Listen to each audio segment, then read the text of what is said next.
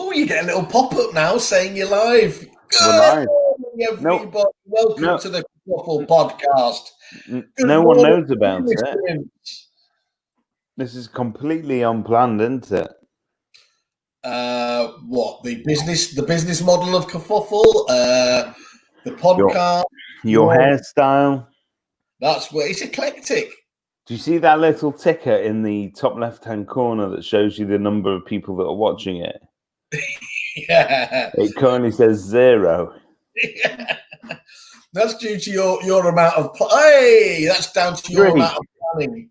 That's down to your amount of planning and the fact that we said at 11 o'clock last night, do you fancy doing one? Yeah.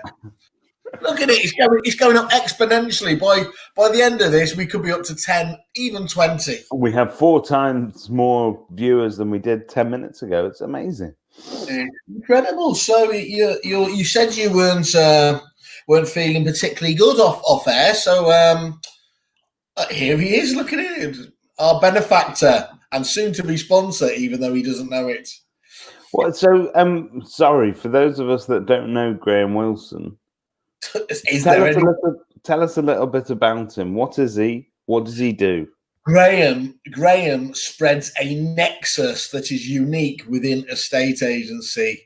So when he was sobbing in my arm one day, just saying, I'm not relevant anymore, I've sold my agency, I made the point to him that not only did he manage to sell his own business, DDM, for a well-timed and great fee, but he'd also been one of the angel investors in I Am Sold and therefore was a prop tech investment legend as well. So there are people who say that, aren't there? So he looks unassuming.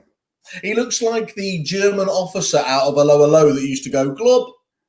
And by the way, just in case anyone does tune in or is watching this without a volume, we haven't gone far right.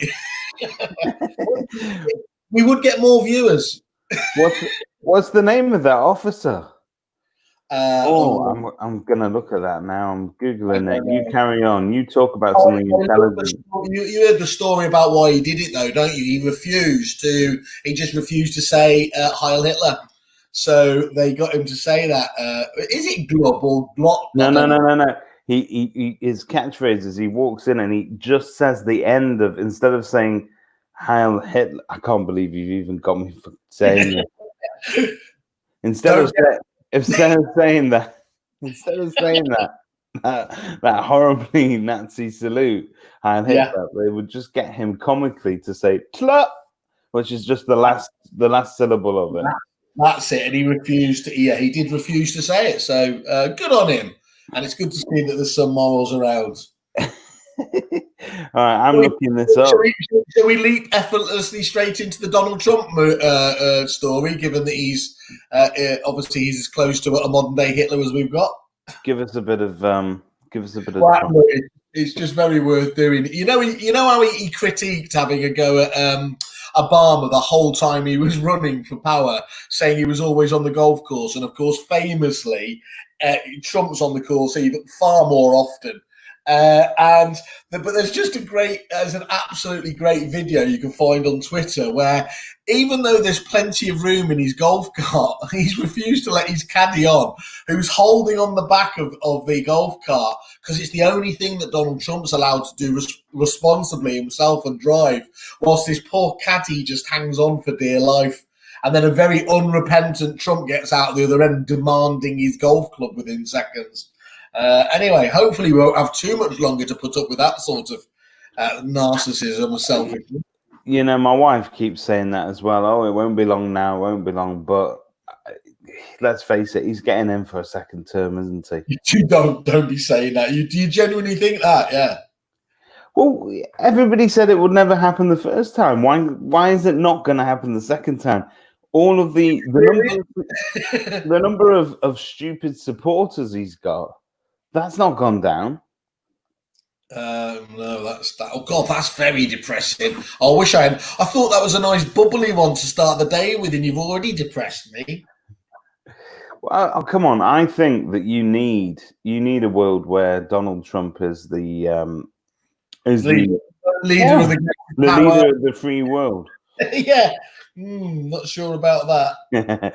Tom McGee, and we all laugh because Nazism is funny. Well, Indiana Jones told us that was okay. Right on cue. Guten Morgen, Herr Overman. Wie geht's dir?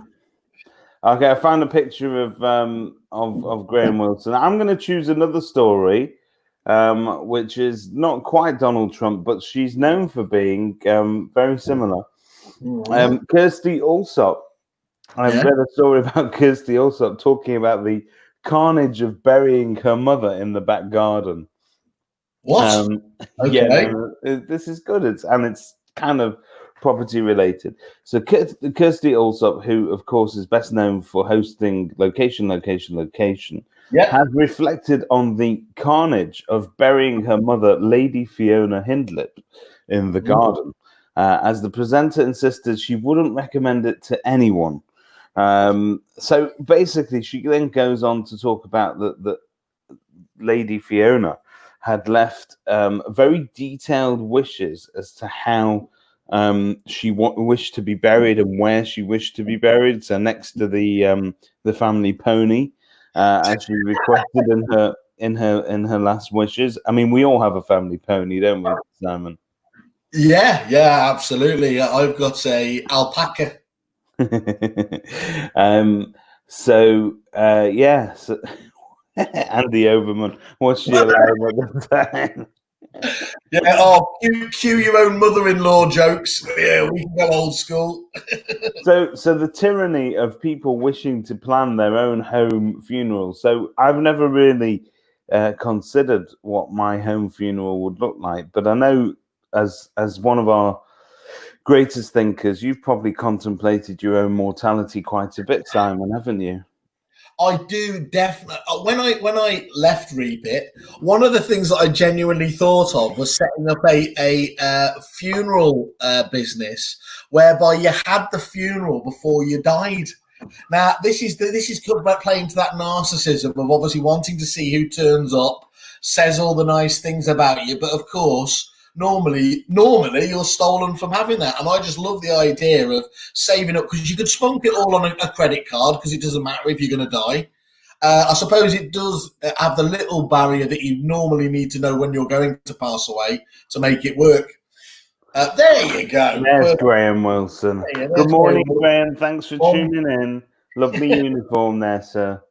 Yeah, so that was my idea. So obviously, I suppose you'd have to do? You'd have to, it would make it a lot more, and then you just have a kind of final closure event for those really close family. But that way, it allows you to genuinely celebrate the life of somebody, doesn't it?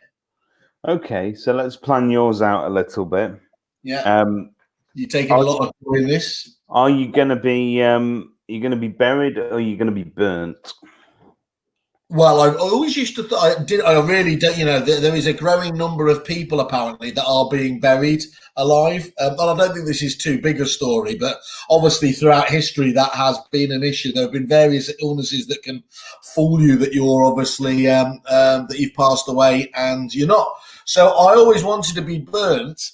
But I do quite like the idea of being buried and a tree grow out of me. I won't say what part of me. You want a tree to grow out of you. I'm a greenie, aren't I, at heart? So I do like that idea of being kind of cocooned and then something grow out of me.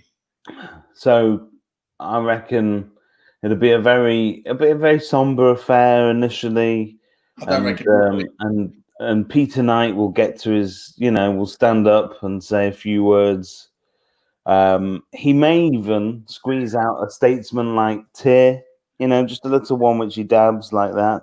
He talks about your contribution to the industry and how you were sometimes overlooked as a buffoon, but really you added tremendous value and all that sort of stuff.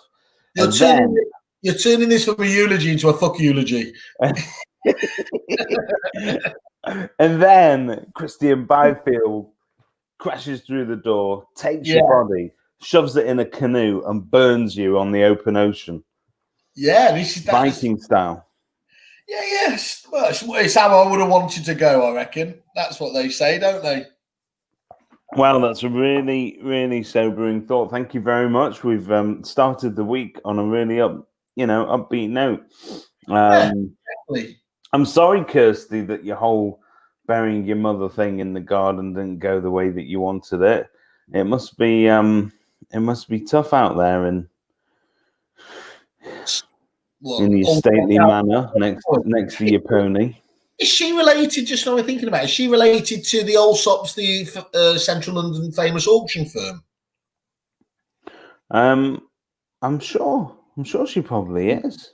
She's Yeah, got a slightly fitter sister who was also on I think she presented some award once that you were at. well, I don't remember it, but that doesn't narrow that awards down if I don't remember it. Yeah. Right, let's have a look at some property news. What have you got for me? Well, again, in cheerful news, you've got Countrywide may not survive the current challenges. One of Countrywide's larger investors has written to the chairman there saying there are risks.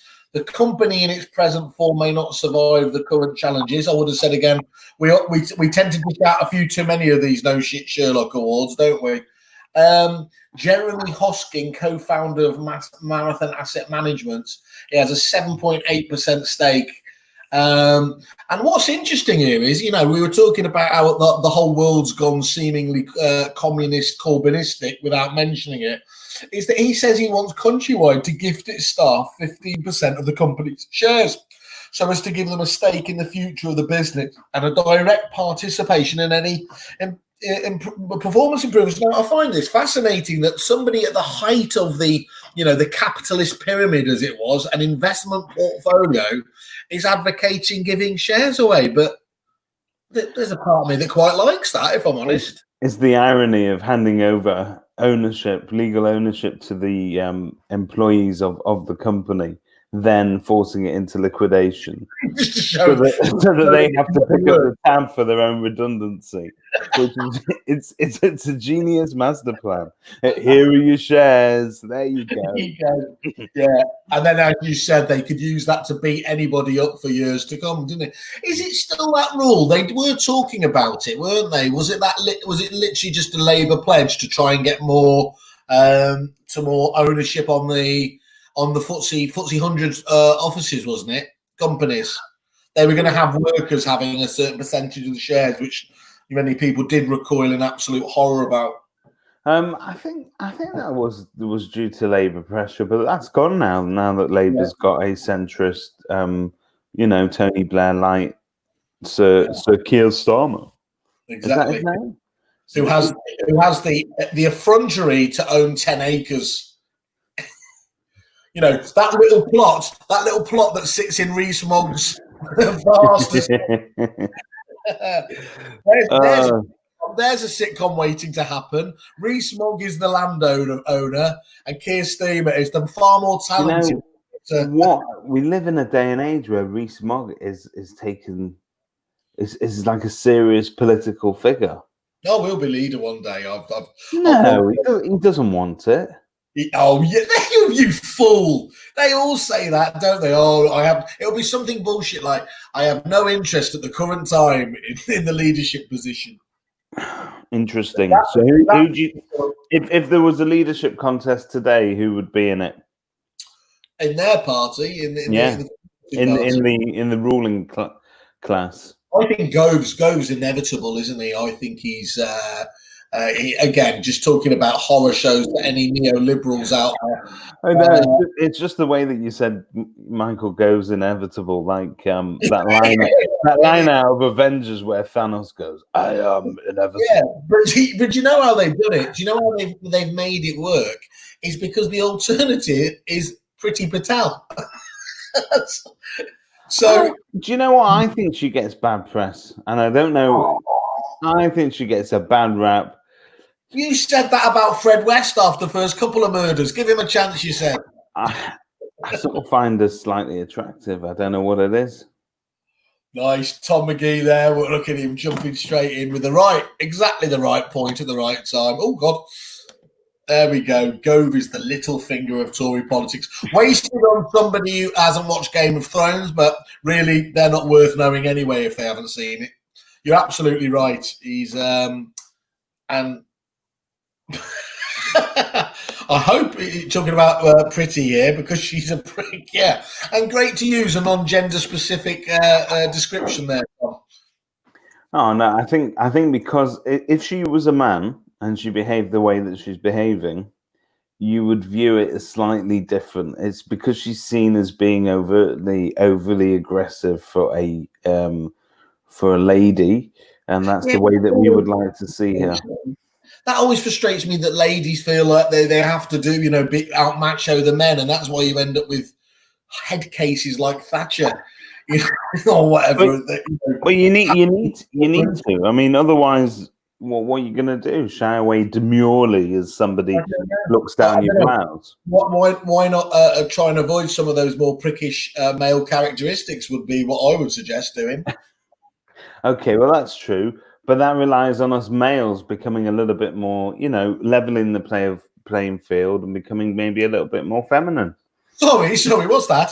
The white middle class males need to level the playing field a bit for everyone. We just need to rein that whole machismo shit in and behave like normal people that don't want to start a war every 2 minutes.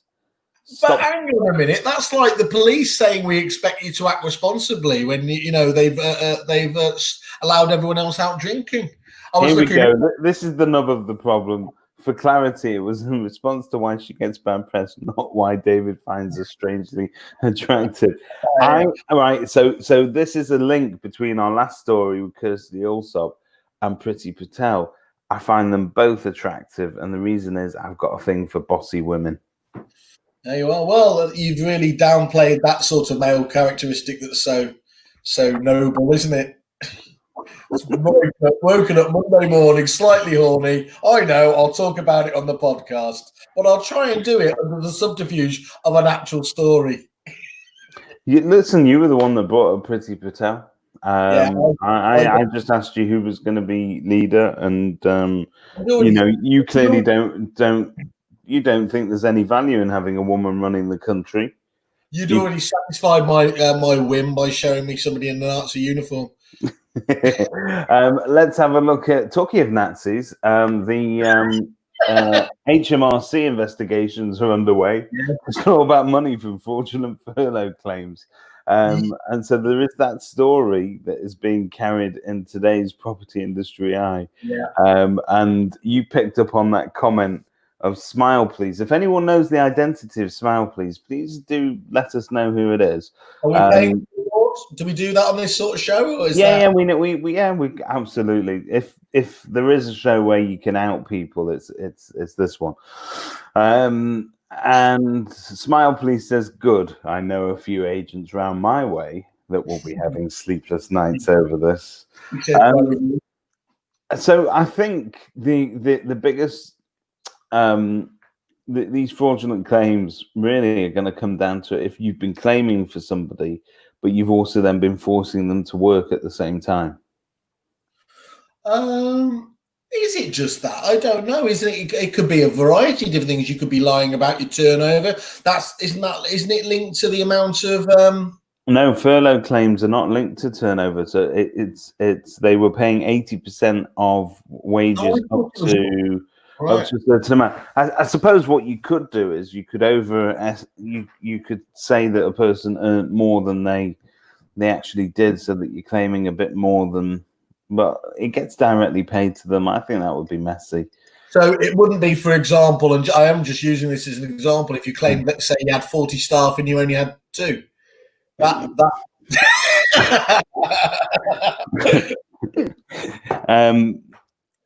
Kerfuffle has never claimed a penny from the government. No, exactly. We don't want your money. I probably should have been more imaginative with the names of the employees. Mr. Arthur Aardvark.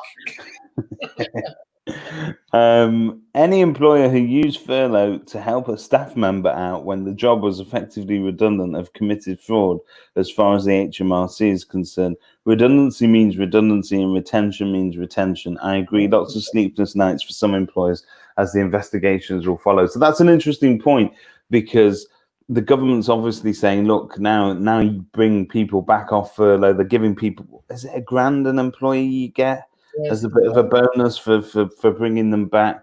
But the feeling was that furlough was a way of, if you were a humanitarian, you could turn around and say, right, Tom, you can stay on.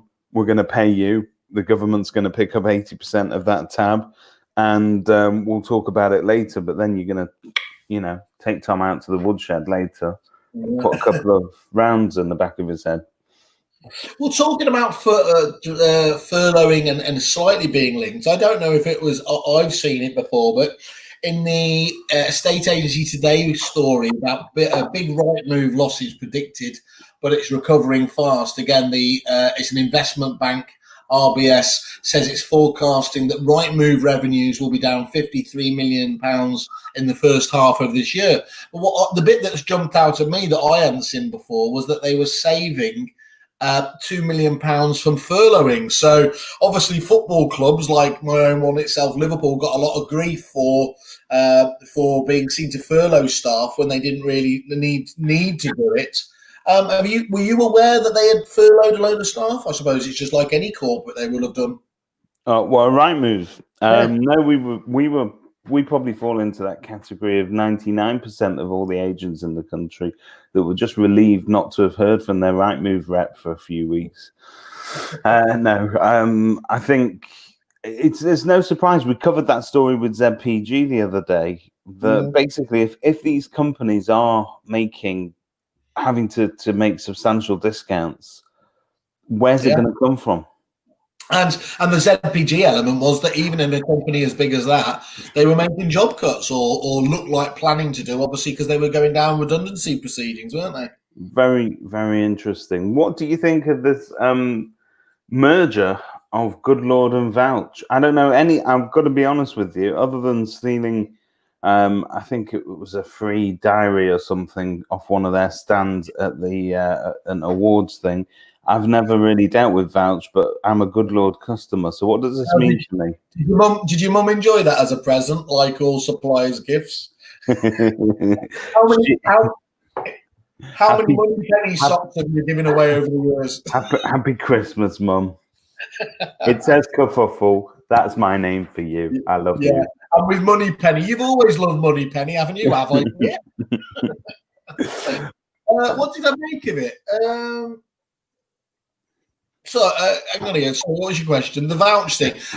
It's an actual joining together, wasn't it? So, Good Lord obviously need the referencing arm for their pre-tenancy software package. Vouch have come in as they've really sort of commoditized the referrals. Really, I think they go as low as £5 a reference, which is obviously incredible there. So I can see it being a sensible fit. Yeah, well, I don't know. It's but I think what's interesting is that Vouch, even doing it at that price point for whatever it's worth, and we were talking about awards the other day, have won a couple of awards on service as well. So look, if you're able to do it at a lower price and for the same or better service, you're clearly doing okay. But I don't know. Is there a bit of me that makes whenever you see partnerships like this, you think, were they done for this big strategic vision or? I think that sometimes these partnerships are they're less strategic vision. It's helping. One of them's going to be the weaker one, isn't it? Yeah. And one sees an opportunity to swallow up a bit of competition, and Well, in my case, it was Repit and Phoenix Software, and you probably won't remember Phoenix Software anymore, will you? No. But I was like a Phoenix from the ashes. Great was that your? Did you? That's what we did. We did the merger again, put it into place. So yeah, that's how that works. I don't know. I think there's Damon was making the point. Damon from Brief Your Market that actually really awkwardly for me, he says he saw that there was going to be a lot of consolidation in the tech space in agency in general, which I found quite interesting because, of course, the story has been about the explosion of individual companies. And I think he's got quite a strong argument there, actually, talking about, that a lot of these companies wanting to do more will be getting together. Agents don't want to have, they like choice, but they don't want that complete again, difficulty of dealing with 20, 30 different suppliers. So it does make perfect sense to have.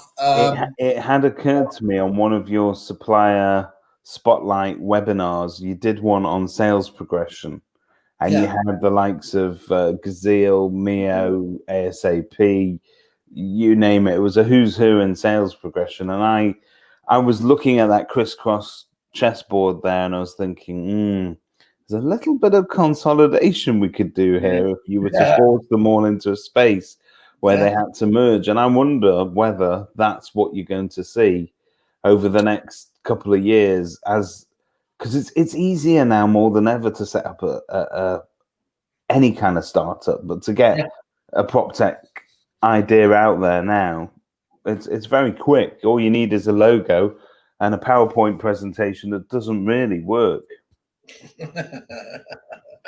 You were right about that sales progression. Well, when we were a bit nervous at first because we thought, well, we're going to be getting someone with a competing service, but actually most of them did something very different or in a slightly different way. So actually there was some crossover, but you could quite easily, as you say, see them fitting together, couldn't you, into this wider creature? Yeah, no, absolutely. I think what do you call it? You prop tech legends. Do you call it synergies? Synergy, yeah. Oh, before 9 o'clock, David. That's a bit out of order, isn't it? Yeah. I'm sorry, mate. I'm sorry. Right, give me another one of your highlights. To cheer everybody up, there could be a black hole on the edge of our solar system. So you've heard about our Planet 9 theory, that there's a lot of people have speculated for years that there's another planet on the outskirts of our solar system. It says here, Planet 9 could be a black hole. The closest confirmed black hole to Earth is 1,000 light years away. Still doesn't sound that far away, but could there be one hiding in our own backyard? It's been hypothesized that a tiny black hole could be orbiting the sun beyond Neptune, and now astronomers have proposed how we might find it. Now, what I liked is that it could be the size of 6, or was it, with a mass of 5 to 10 Earths, but simply the size of a grapefruit. Now, dangerous. That's something to think about, isn't it? When you sat there in the quiet of night. And that's why we do this on a Monday morning, so that the rest of you can, whatever happens, however hard your week's gonna turn out to be, it's not gonna be as hard as being swallowed alive by a black hole grapefruit, is it? I thought you were talking about HMRC there, this huge black hole ready to swallow you. Yeah, exactly. It puts minor fraud into its proper place, doesn't it? So everyone can relax. In many ways, when you contemplate the mortality of mankind in that way, it makes you want to commit more fraud, really. Get as much in as you possibly can before we all disappear. I don't think there's a stronger message we can send to the industry today, is there? Be the best you can be. Have a great week, guys. Can you still apply for all of these loans and things? I'm not saying that because of what we just said. So I believe and hope that you can still apply for the bounce back loan. There is another type of loan called what bank managers refer to affectionately as CBILS, which is the CBILS loan, which is a bigger loan that you can get to rescue your business. I think the difference between the two loan types is bounce back loan is not really personally underwritten by anybody. It's backed by the government. So it's free dosh that the banks have to lend. Although some banks are turning people down for it, most people are being passed on an electronic kind of application form. You are allowed to, you can do this legally. A lot of people, you're meant to be able to borrow up to 25% of your turnover. So to get the full 50,000, you need to be saying that you're turning over 200K. Okay. However, guess what? You can predict your turnover as well. Yeah. And if you thought that your turnover was going to be 200, oh, he's gone. We've lost him. But if you thought that your turnover was going to be 200K, and you, Simon Wales coming back into the room. Here he is. Yeah, See, you took yourself out of the picture whilst I'm giving tax advice. I didn't want to be. I have a non-fraud filter on, which meant that my legal people just off camera just shut us down. So basically, you can estimate what your turnover is going to be. So if you have a good reason to believe that your turnover might be 200K, you can say that and you will get the money. And I know loads and loads and loads and loads and loads of people have done that. The C-Bills loan is meant for slightly bigger enterprises. You can still get hold of that. There's a lot of money sloshing around out there. Yeah, there is. Well, you can see that with the way that people are spending. I said on the site at the start of the lockdown, I thought that was, people were going to stop doing business, and obviously the first few weeks it did do. Then we got our own mini Rightmove spike in terms of traffic with people doing it, and then it just went crazy actually with people, looking at new websites, looking at new technology. Those technologies that could support the new realization of what business should look like. So yeah, I think it's. I so love you didn't use the word new normal. That's amazing. The new normal is disgraceful. But then we've got Adam Walker on as well, a friend of the show, and he was talking about recognizing when a business hits the point of no return. The quite interesting point in his whole, and it is a good column, and there's no one that knows much better about this than him. But it was that point about the relaxation of planning that allows that the proposed relaxation of planning that's going to allow commercial to be made into residential units without planning permission. Yeah, is that definitely happening, or is that just? So, well, the subtext of that is that it's hard for anybody to predict where the commercial market is going. So, the commercial market has been turned on its head. So, first of all, facts, if you don't know and you haven't tried to borrow money to buy a commercial property recently, the main high street lenders have pretty much pulled back from that market. They won't say they've pulled out. They'll take your application and they'll give you some bullshit reason why they're not giving you the money at the moment. They'll say that they haven't got the appetite for the risk or whatever it may be. Yeah. But the fact of the matter is that commercial landlords have been particularly hard hit and not been given particular dispensations by the government on this round. So you cannot evict a commercial tenant for non-payment of rent now until the end of September, which basically has given some tenants a new sort of a last lease of life, if you like, because they were on the way out anyway. So Adam's, what Adam's talking about, when a business knows it's already on the way out, there will be a number of commercial tenants that were headed that way. But you've got big landlords like Inchu at the Trafford Centre, famously, where they've got multinational huge companies in there, Apple, Next, you name it. And some of those have just refused to pay rent. Now they're still generating profits, they're still making money, but a lot of them have taken advantage of the fact that actually their landlords can't get them out of there, and they could tidy up their affairs by the end of September if they need to. So, sorry, have Apple actually done that? Do you know if? I don't know. I don't know if it's Apple, but I know particularly with the Inchu story that there were more than a few names that you wouldn't expect to be in the list of non-payers, if you like, in there. But taking that one step further, the other bit of the commercial world see, if you're a supermarket, you're still a good covenant because we all know the supermarket stayed busy, but pretty much everybody else suddenly became how do you assess what the value of a commercial giant is now if the commercial giant's just going to fold its arms and say, what can you do about it? I'm not paying. And that was the last refuge of commercial investors, the fact that you had these blue chip tenants in there. Taking that one step further, you've also got the office market. So you've got all of these firms, solicitors, accountants, but we're talking some of the Magic Circle firms and, big names. Spinningfields in Manchester would be a tremendously good example. You have now got floors that are going to be largely empty because people have been sent home, they're working at home, and these companies have thought, well, fuck it, I don't need 500K of rent. Well, you're absolutely right there. One of my friends works for one of those ones there, and they're pretty much predicting that the first staff aren't going to be going back.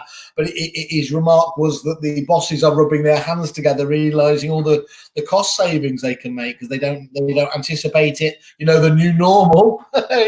Yeah, well, that's it. But it shifted the office market, particularly for secondary space, on its head. So if you were to, I'm just going to give you local examples. So if you were to walk down King Street in Manchester, where you've got retail on the ground floor, and you used to have sort of solicitors' offices on the first and second floor. Well, all these bods have now worked out that they can work out of their shed, for £4 a week, and a better Wi-Fi signal. So if you were to look at that space is going to remain empty.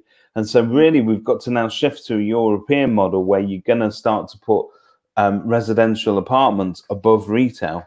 So like how you walk down the average French high street, it'll all be retail, and then above it will be residential. That's positive, isn't it? Sorry? Am I being my normal glass half full there? That's a positive thing, isn't it? I mean, there has been a return to obviously city centres being populated, haven't there? They are. I know just Manchester's city centre population has grown steadily over the last couple of decades. It is, but on taking your socialist backbone as well, if you've got the city centre being populated full of what you would have called yuppies in the 1980s, where are the disadvantaged going to stay? Are they going to, they're going to live on the outskirts of the city? Are you going to allow them in? Are you going to have affordable housing? How's it going to work, Simon? Build that wall. Somebody's got to empty the bins, Of course. Well, those restaurants aren't going to serve themselves. Just talking about restaurants, can we just broaden it out from your very acute political examination and indeed property there? I just saw a story that jumped up. Smoking outdoors at pubs and cafes may be banned in the new law. Now, you're not a smoker, are you? I'm not a smoker. Not anymore. That feels a little bit too draconian. I mean, obviously inside, no one would go back to having any form of smoking inside now. I remember being shocked when I went to Vegas, and of course in America you can still smoke in some states there, and it was unbelievable. But by definition, being outside, surely that's the last refuge they can. Where else can they go? You're right. And it's funny because you used to go to a restaurant maybe even sort of 10, 15 years ago, and people would be actually smoking in the same room as you. You'd have a smoking section, a non-smoking section. And we just took it as that's the way that life is. But since you made smokers into pariahs and you forced them outside, you, as a non-smoker, you become that type of person who's then outraged by the smell of smoke. Oh, it's disgusting. And when you walk into a restaurant or you walk out, you have to walk through a whole cloud of it's like stars in their eyes. And tonight, Matthew, I'm going to be Marlboro Lights. And I think that's what people get upset about. Yeah. Smokers and non-smokers alike. That they're just not listening to the advice. We're trying to look after them. Look, why won't you listen? It is one of those weird things, though. You literally would not allow anybody else to do anything as life-threatening as that on the doorstep of your restaurant. No, you don't see people on the hole shooting up, do you, in the doorway? Go over there and smoke with them. They don't care about. Actually, what we're talking about, Manchester's full of those sorts of smokeheads. What do they call it? What's that zombie drug? What's the zombie drug that they smoke? Spice. Spice, yeah. They end up getting weird haircuts like you. Anyway, have you? Let's tell the listeners what you've got on today. Have you got much on? Well, I like to look at your day. Oh, hang on. Graham Wilson's got a question here. Ooh. Well, thank God. I was trying to think about what I was doing. A quick, serious question before you go. Listen very carefully. I shall say this on the advance. Who would you be on a lower low? And Simon, Did you actually bid for the original Fauna Madonna with the big boobies sold for 15K in 2018? He did. Actually, he did. You didn't. I did, absolutely did. I got news. I'm on things like, is it Bonhams and some of those ones for, let's just say, and I also bid for, this is getting even better. I didn't bid. It went north of what I could afford for Orville the Duck. The original? The original Orville the Duck. The guide price was that it was going to go for 10K, and it actually the bidding went north of 20K very quickly. So you do know, had you won Orville the Duck and you would have tried it out, you know, the first thing you would have done after taking your hand out is smelt it. Well, you want to know that the previous owner had been careful. I'm pretty sure on the same one went emu as well. I don't know. I mean, it's quite a defined. Hang on, Orville and emu, weren't they part of the same? No? Wasn't that Bernie Sanders? No, Bernie Clifton. And who was the one? Bernie Taupin. Who was the one that fell off the roof? Oh, Rod Hull. Yeah. United killed him because he was trying to change the aerial to watch the match, and he fell off. Silly sod. It's not worth football's not worth death, isn't it, mate? We should look out for those football fans as well, looking very keenly at 10:30 today to see whether Man City are going to get the Enron Award for accountancy. Graham Wilson, in answer to your question, I would, of course, be the French policeman who is actually a British spy and incapable of speaking French properly. So good morning to you. And you know I can't do an accent, so I'm not going to do that one. But I would, of course, be Rene, who comes in after, as I did on Saturday night. You left the door open, you silly woman. You stupid woman. You silly woman. Isn't it obvious what this is all about? I've been getting a lot of trouble. I got back from Liverpool at 3:00. I ordered a curry from Just Eat, and the dickhead still pressed the front door. Who rings a bell at 3 a.m? Who's delivering curry at 3 a.m? Wow. That's superb service. They do deserve a shout out, but I will destroy the deliverer forever because yes, yeah. Right, I'm sorry, I'm going to have to cut this short, but I've got to be stood in somebody's living room shortly. So I have to iron a shirt and get off to work. That's how I rock and roll. My friends, you keep the country going. It's obviously you estate agents that are making it work. See you for the week. Don't do club. We shan't do the other. No, we really can't. Have a good week, mate. Goodbye. See you soon.